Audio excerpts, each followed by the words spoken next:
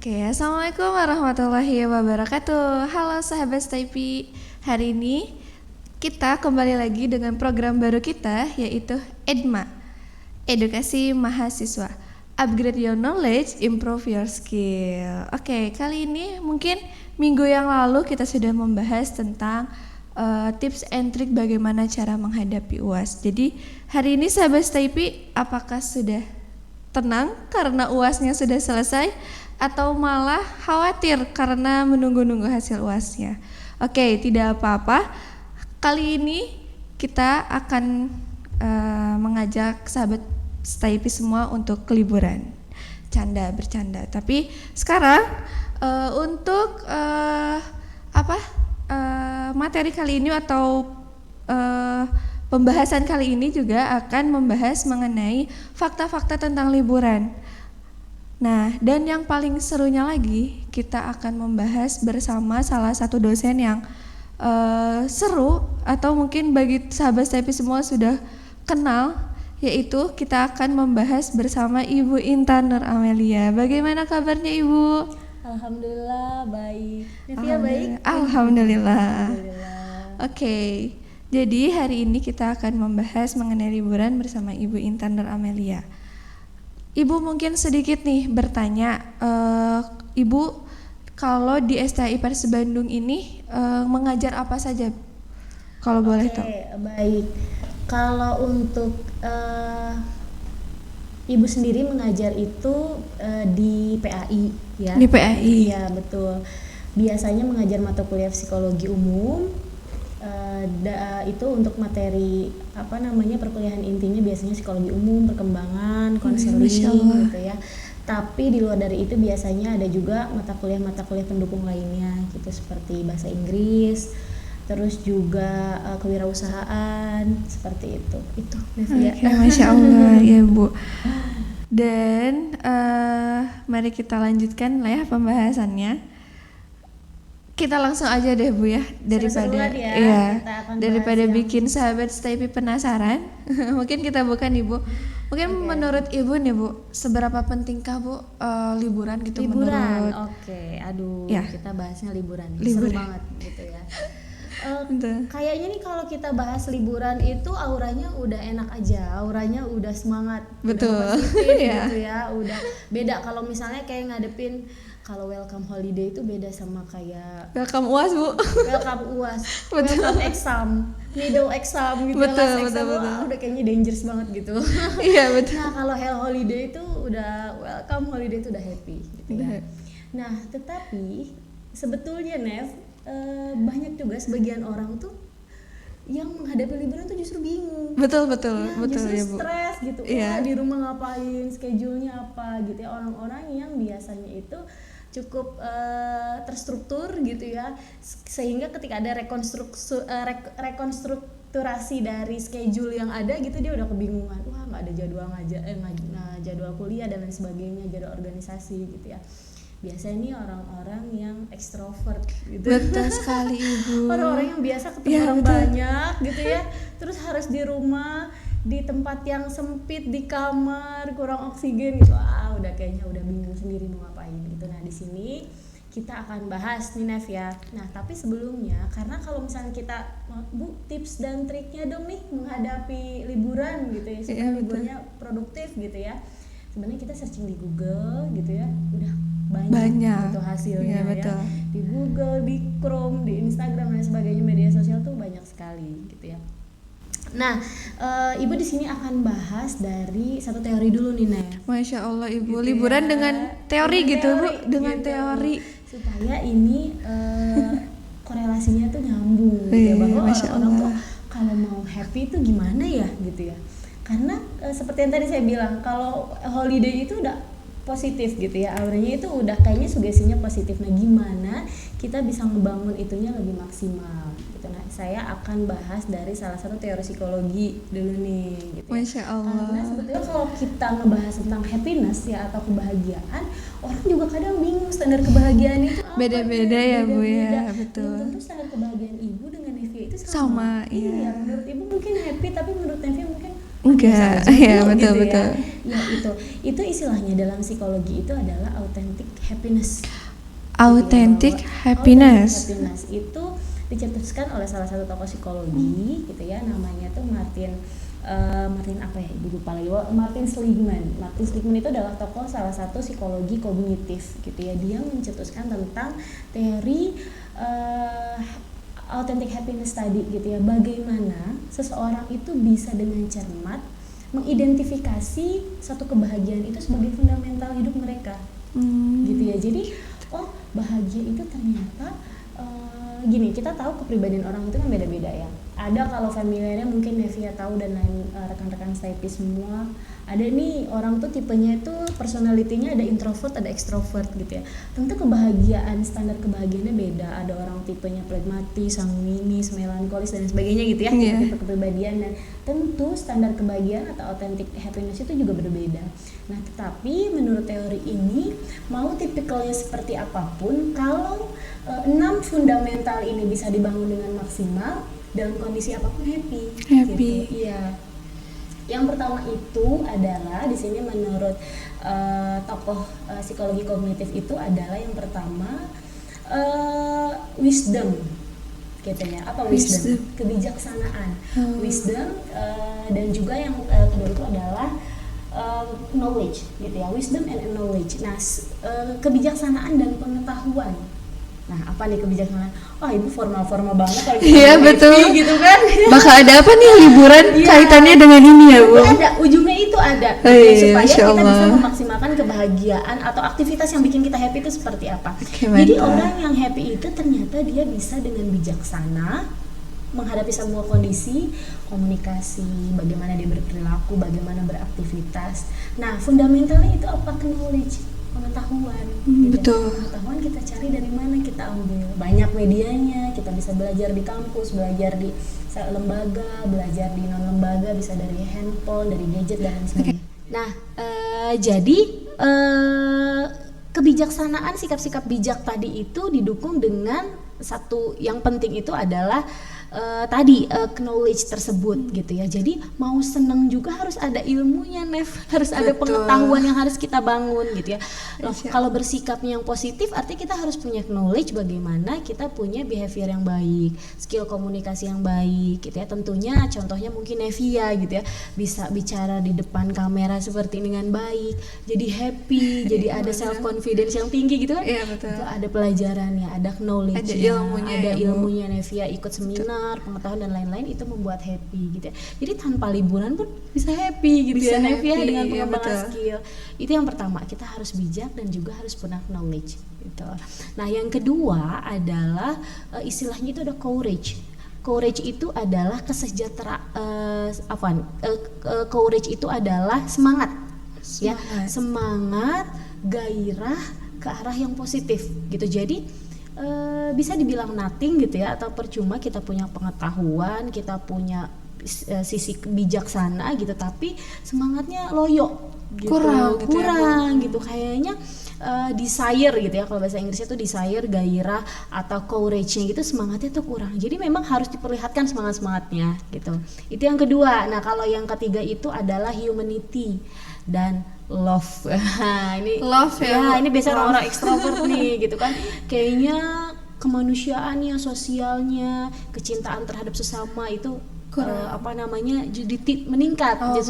Iya, meningkat. Jadi dia akan merasa kebahagiaannya tuh kurang kalau dia tidak melibatkan orang lain gitu. Betul. Sisi humanity-nya tuh tinggi banget gitu. Biasanya ini orang-orang yang mencari kebahagiaan di sini tuh justru ketemu orang banyak gitu ya. Kayak kemarin mungkin ada kasus Cianjur gitu ya, dia banyak charity atau banyak explore di sana gitu kan, membagi kebahagiaannya dengan orang lain di sana, justru kebahagiaannya gitu ya, bukan dengan healing bukan dengan liburan juga gitu ya, liburan juga gitu. Itu yang ketiga, humanity sama love. Terus kalau yang keempatnya itu ada sifatnya itu adil gitu ya, mencari hal-hal yang sifatnya keadilan. Keadilan itu bagaimana? Adil itu apa, Nev? Artinya adil, Nev? Adil dapat sama rata gitu. Iya, betul, menempatkan sesuatu itu pada tempatnya gitu ya, pada porsinya gitu kan, sesuai porsinya, betul sekali gitu ya. Kebalikannya dari zolim gitu kan, adil itu ya. Jadi ketika kita belajar nih ya, mahasiswa-mahasiswa Taipei di kampus gitu ya, dia akan mendedikasikan pikirannya, tangannya gitu ya untuk buku, untuk pulpen, untuk menulis dan lain sebagainya gitu. Lalu ketika waktu libur gitu, dia pun adil mendedikasikan pikiran dan badannya tuh untuk hal yang memang sesuai gitu. Jadi jangan sampai ketika ada liburan gitu ya, tidak dimaksimalkan dengan alih-alih wah ini saya harus memaksimalkan waktu ini saya gitu kan, sehingga dia lupa gitu akan kebahagiaan diri sendirinya. Iya, jadi betul. jangan hanya kalian itu coba terus memaksimalkan potensi, tapi kalian juga harus adil gitu, bahwa hidup tuh nggak tegang terus gitu ya Nef, bahwa hidup tuh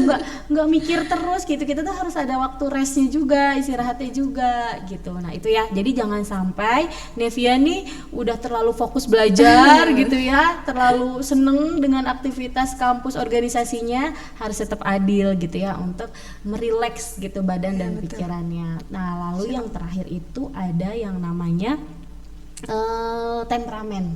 Nah ini orang kadang misunderstanding nih dengan arti temperamen. Langsung barusan juga gitu. Temperamen itu orang tuh mikir adalah kondisi emosi yang menggebu-gebu atau kondisi emosi yang justru negatif gitu ya. Padahal temperamen itu adalah aktivitas emosi. Istilah untuk aktivitas emosi, di mana emosi manusia itu sifatnya fluktuatif gitu ya, sangat fluktuatif. Bagaimana orang tersebut punya kendali gitu ya, punya kendali, lalu dia tahu bahwa spektrum emosi orang-orang itu, setiap orang itu berbeda gitu ya, komposisi berbeda, spektrumnya berbeda, sehingga emosi ini akan berjalan sesuai dengan karakter atau personality orang tersebut gitu. Jadi bagaimana pengendaliannya, nah itu masing-masing orang yang harus tahu gitu ya, bagaimana. Makanya tadi tujuan dari teori ini kan kita bisa mengidentifikasi gitu ya. Nah lalu ini yang paling terakhir, bahwa kondisi seseorang tersebut ternyata ada goalsnya gitu. Kalau teori Maslow itu kan ada ujungnya itu aktualisasi diri gitu ya, yang paling ujung. Nah kalau misalnya tujuan dari kebahagiaan yang tadi authentic happiness ini adalah transendensi. Nah ini yang sebagai goalsnya. Transendensi itu adalah aktivitas emosi ini ternyata memiliki tujuan yang permanen gitu ya. Tujuan yang permanen itu adalah sifatnya bahwa setiap orang itu menginginkan satu yang lebih besar dalam hidupnya, yang nanti pada goals akhirnya. Ibu berikan contoh gitu ya. Kalau misalnya mungkin gitu ya, Ibu contohkan Nevia aja ya gitu ya.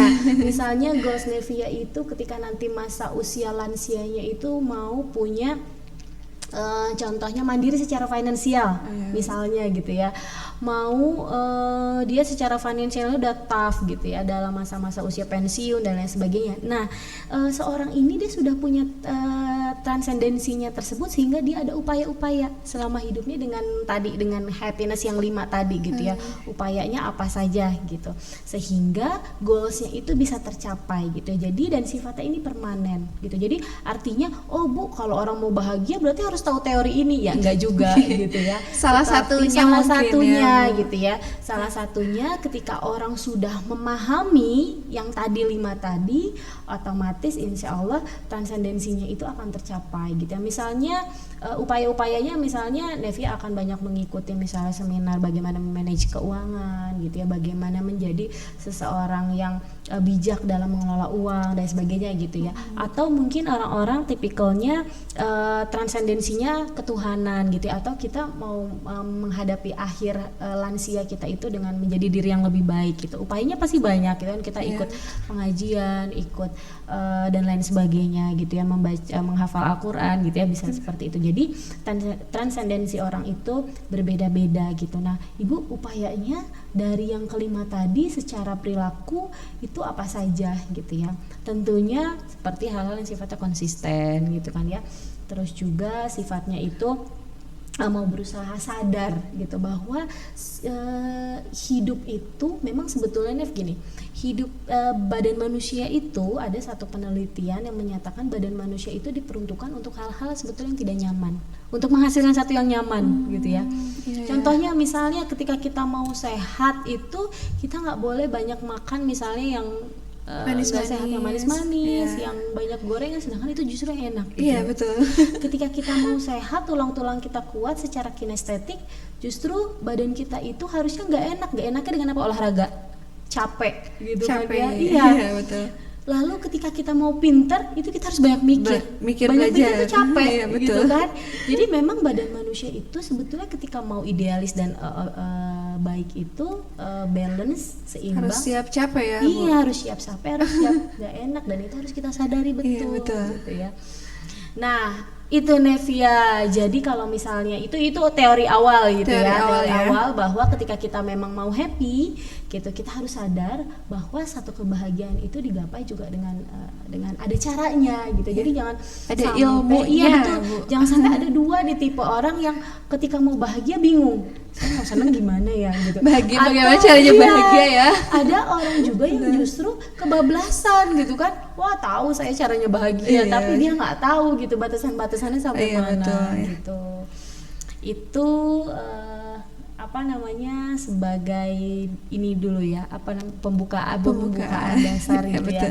Mungkin sebagai pendahuluan dari Ibu, ketika kita mau happy itu ada juga gitu caranya. Secara teorinya, tapi kan Tidak semua asal tuh, bahagia ya, iya, Bu, ya, betul. betul. Dan emang nggak semua itu dengan mudah gitu ya. Teori itu emang enak diucapin aja, dijelasin gitu, tapi kalau udah prakteknya juga ya nggak segampang itu juga gitu ya. Iya. Oke, itu Nevia mungkin dari Ibu, kita diskusi. Iya, Oke, selanjutnya mungkin Ibu Nevia tuh penasaran nih, mau tahu tanggapan Ibu mengenai Iya. ini mungkin ya. Mungkin beberapa bulan yang lalu Indonesia tuh sempat digegerkan dengan sebuah fakta gitu ya, Bu. Baik. Sebuah fakta bahwa katanya orang Indonesia itu kurang piknik, Bu. Kurang piknik. Iya, betul. Kurang piknik, dan rata-rata katanya cuma 2 kali dalam 1 tahun. Ada datanya ya, data ada statistiknya. datanya, Bu. Di sini tertulis berdasarkan data Organisasi Turisme Dunia atau dengan apa? Disingkat UNWTO, yang dirilis pada tahun 2019. Ternyata sudah lama faktanya, Iya. Bu, tapi baru ter-up sekarang mungkin Betul. ya. Dan fakta ini rilis kurun waktu perhitungan selama 4 tahun terakhir gitu, Ibu. Bagaimana nih tanggapan Ibu? Indonesia katanya kurang piknik, Bu. Kurang piknik ya gitu. Oke, baik, sebetulnya nah enak nih, jadi ngobrolnya kita udah berdasarkan tadi Iya, data ngebahas ya. teori data gitu ya. Ini datanya jelas dari Nevia. Bu, bener nggak, Bu, kita kurang piknik gitu. Iya, betul. Gitu. Nah, sebetulnya ketika kita berbicara piknik itu kan dalam artian ada aktivitas ya. Aktivitas. luar, mungkin itu datanya diambil dari apakah mungkin keramaian dari tempat wisata, mungkin Iya, bisa betul. jadi ya. Gitu ya, data diambil. Ini dari dunia. Apa maksudnya satu Indonesia Sepertinya atau daerah? satu Indonesia, Ibu. Indonesia ya, Iya. rata-rata gitu, dirata-ratakan.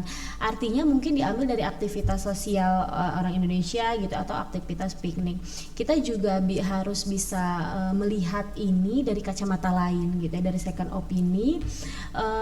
Apakah kita itu sudah masuk kepada apa namanya, secara finansial gitu, siap untuk gini, karena kan data Indonesia pun, orang Indonesia pun secara sekarang data kemiskinan itu justru menambah ya, nambah gitu kan.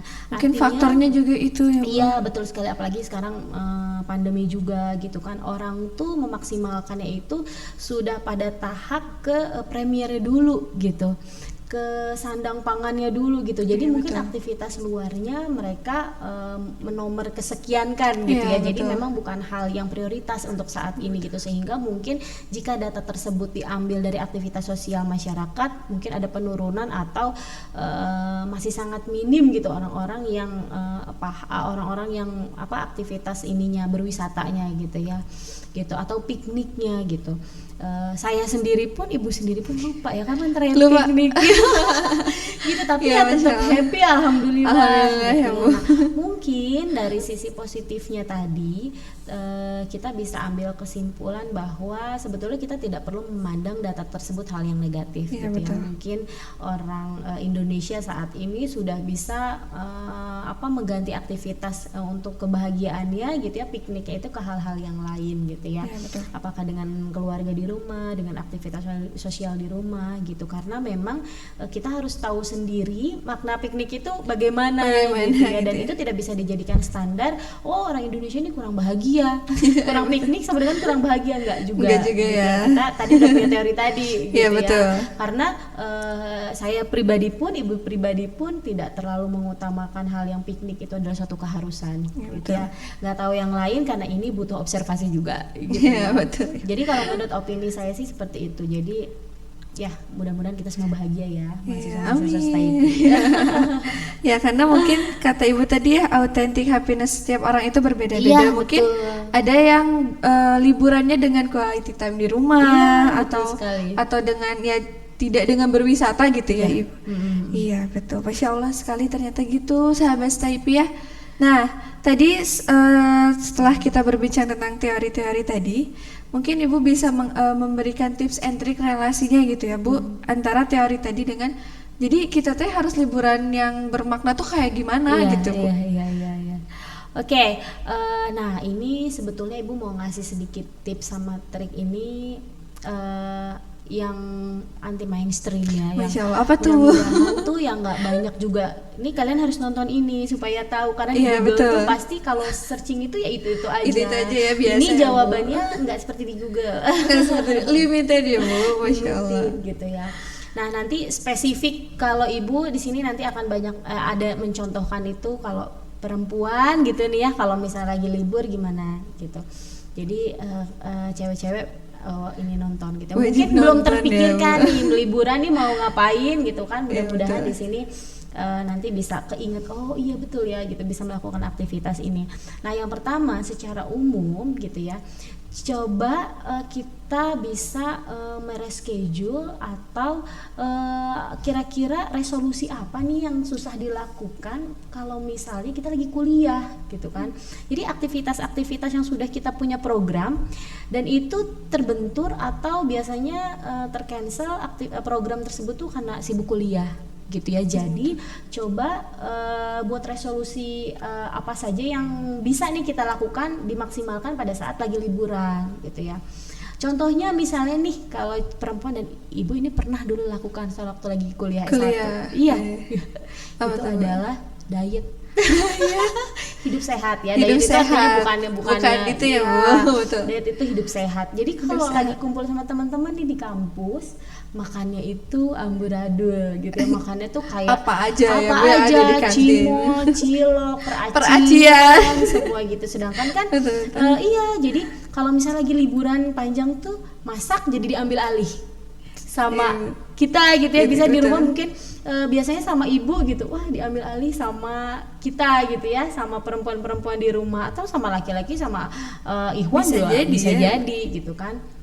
Aktivitas-aktivitas yang tidak kita bisa lakukan selama kuliah gitu. Itu misalnya mengambil alih aktivitas tersebut dengan tujuan mungkin, oh iya nih kita bisa makan sayuran sepuasnya dalam di rumah gitu, bisa sehat gitu kan. Aktivitas diet gitu ya. Terus juga yang kedua olahraga gitu kan. Kalau olahraga mungkin Jarang banget ya, jarang Bu ya. ya, jarang. Betul. Dan kita juga tidak bisa mengambil satu perspektif bahwa kalau olahraga lagi liburan aja Bu sama aja ya, nggak, Sama minimal aja. ada upaya gitu Iya, ya. betul. Nah, lalu yang ketiga itu adalah bagaimana kita bisa memaksimalkan waktu dengan silaturahmi dengan keluarga. Iya, betul. Kalau lagi liburan The power kan of itu silaturahmi ya, Bu. Iya, betul, the power of silaturahmi. Karena kadang nih, ini biasanya banyak sekali mahasiswa tentunya atau orang-orang yang sudah mulai aktif di dunia organisasi, mereka lupa sama kampung halamannya sendiri. Pengembangan dirinya banyak di luar gitu ya. Keluarga sendiri dilupakan.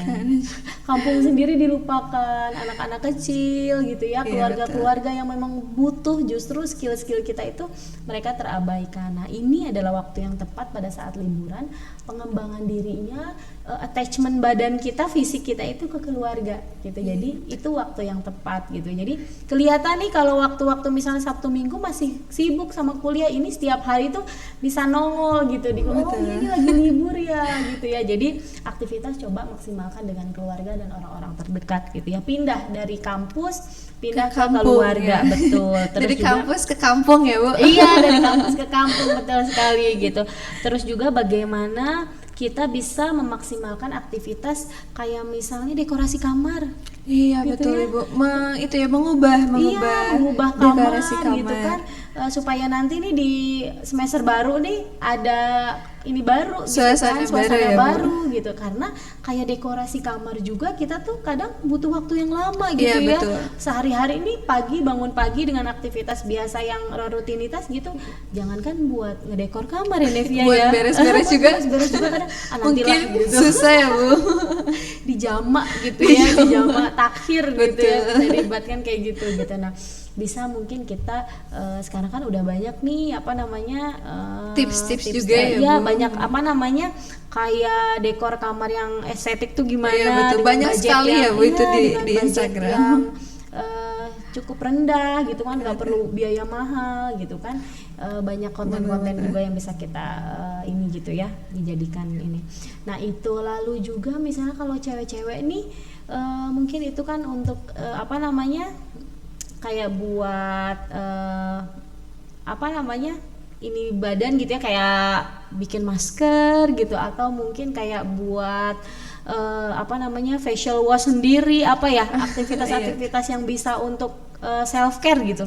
Tapi mungkin bisa cari kontennya gitu di YouTube gitu ya, cari-cari bikin sendiri dari buah-buahan, mungkin dari sayuran di kulkas gitu ya. Itu bisa aktivitas-aktivitas seperti itu yang mungkin itu cukup makan waktu yang lama gitu ya.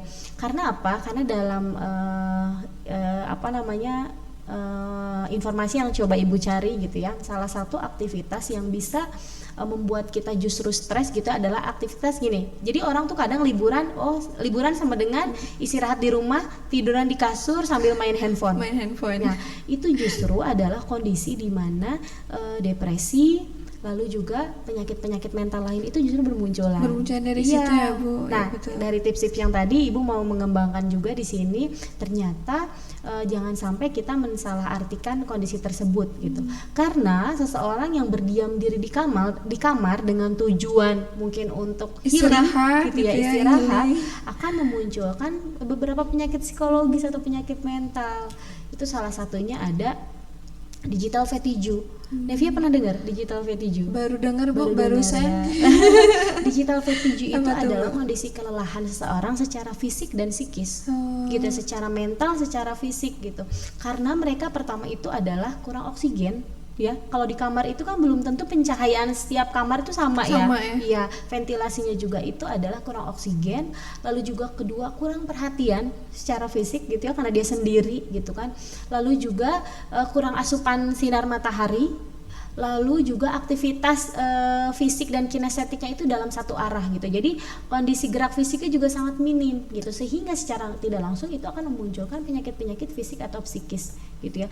Dia bisa depresi, bisa stres, bisa kelelahan, sampai ada banyak juga kasus-kasus orang yang kayak sakit jantung gitu ya, kelelahan karena main gadget, main game gitu ya, untuk kebanyakan laki-laki gitu. Nah itu sekarang itu ada penyakit psikologis istilahnya digital fatigue yang dimunculkan dari bermedia sosial terlalu lama gitu. Nah itu bisa muncul gitu, jangan sampai nih nanti beres liburan kalau kena sakit mental gitu kan.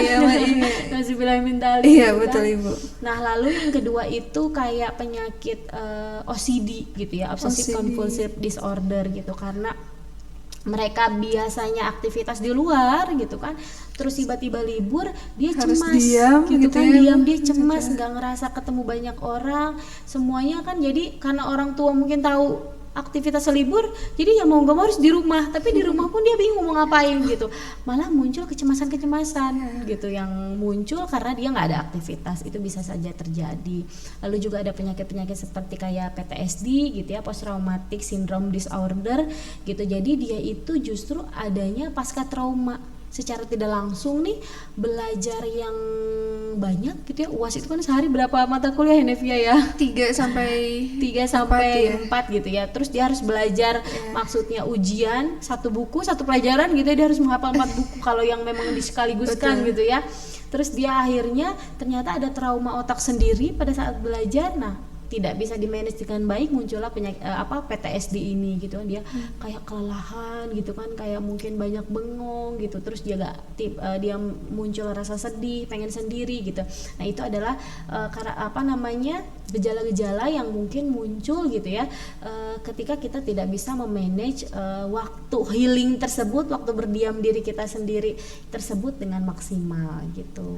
Oh iya, Masya Allah Ibu. Jadi mungkin ini juga jadi perhatian ini ya Bu, penuh untuk para sahabat stay PD yang ada di rumah yang masih suka rebahan dan sambil main HP. Ini hati-hati ya berarti ya Bu ya. Betul. Jangan-jangan gitu ya tanpa kita sadari kita sudah terkena mental bibit-bibit gitu ya. ya. Bibit-bibit penyakit mental gitu ya. Oke, mungkin itu yang versinya Ibu Intan berarti ya, liburan versinya Ibu Intan. Mungkin Ibu untuk closing statement nih, pesan-pesan untuk para mahasiswi dan mahasiswa STIP Bandung yang sedang berlibur, gitu Ibu. Yang jangan lupa oleh-oleh. Jangan lupa oleh-oleh, betul sekali Ibu. Jangan lupa oleh-oleh. Jangan lupa oleh-oleh. Gunakan waktu sebaik mungkin dengan keluarga, karena bukan hanya kita aja yang libur. Betul. Handphone atau gadget kita juga butuh libur. Jadi kalau lagi libur jangan main handphone. Jangan main handphone. Jangan main handphonenya diliburin dulu. Jadi bukan kita aja yang libur gitu ya. Coba deh kalian 1 hari atau 2 hari itu minim sekali main handphone, dan itu dipaksakan gitu. Itu pasti akan ada feel atau kondisi yang sangat-sangat berbeda.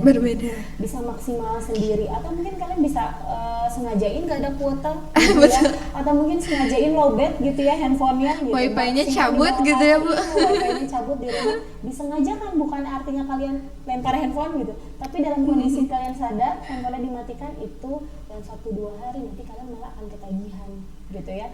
Seminggu 2 minggu tanpa media sosial, dan itu Ibu juga pernah rasakan itu gitu ya, berlibur dengan media sosial, dan banyak sekali aktivitas yang bermanfaat yang bisa dilakukan gitu ya. Jadi bukan akan ada aktivitas bengong dan lain-lain, kalian justru akan banyak inovasi, akan banyak improvement gitu dengan waktu luang tersebut. Itu yang kedua. Lalu yang ketiga, mudah-mudahan liburnya, karena libur UAS kalau di akhir tahun itu sebentar ya, nggak lama. Iya, ya? Betul, sebentar Ya. Tahu Nevia berapa lama? Kayaknya kurang tahu deh Bu, belum ya. 1 bulan itu ya. Iya, kayak sepertinya.